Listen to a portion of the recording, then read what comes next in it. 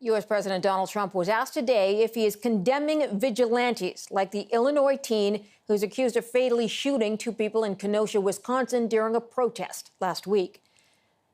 Video emerged of a suspect who was a Trump supporter being chased by protesters.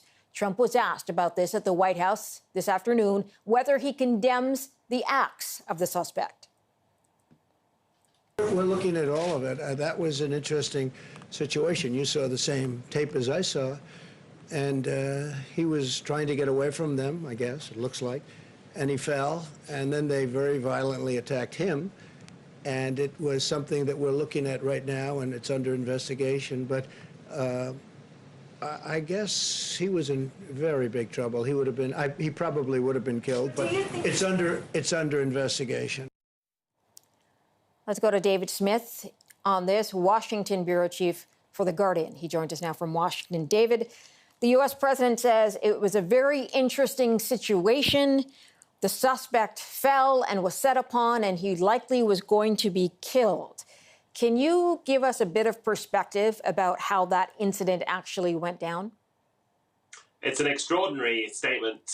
Kyle Rittenhouse, a 17-year-old vigilante from Illinois who went to Kenosha and shot three people, two of whom died allegedly, and is now facing murder charges.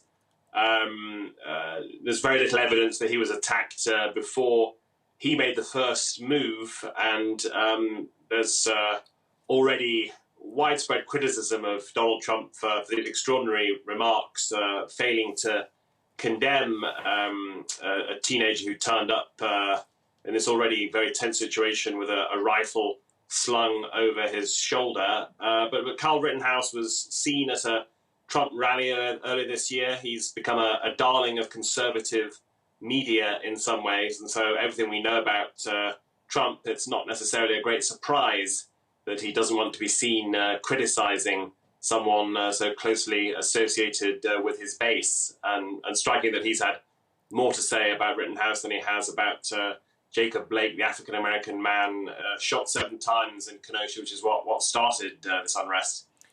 We also had Joe Biden commenting today, calling Donald Trump a toxin. Tell me a little bit more about that back and forth. Yeah, Trump really wants to fight this presidential election on law and order, and scenes of violence are playing out on TV. Joe Biden came under pressure to respond, to not be seen as soft on crime and not a friend of left-wing political violence, as Trump puts it. So Biden gave a strong speech today in Pennsylvania, where he said, do you really feel safer in Trump's America, not only from crime, but also the coronavirus? And he mocked the idea that somehow he is secretly in favor of rioters and radical leftists and so on. Trump tweeted back almost immediately, and then in this evening's press conference, again, a long diatribe from Trump, really pushing this line where he's trying to blame Democratic city mayors and Democratic state governors for unrest that nevertheless is undeniably happening on his watch. So I think Biden landed some good blows today, and Trump has tough questions to answer. But on another level, Trump can't lose this one, because for as long as people are talking about law and order rather than the coronavirus, it does take attention away from one of his biggest weaknesses. Yeah, it does divert attention. You're right on that. And Trump's going to Kenosha, Wisconsin tomorrow. Do we know much about that visit, what he's going to do, who he's going to meet with? Not a great deal. He's not meeting the family of Jacob Blake, the man I mentioned who was shot. He talked a little bit about that at the briefing. He has been in touch with Jacob Blake's pastor.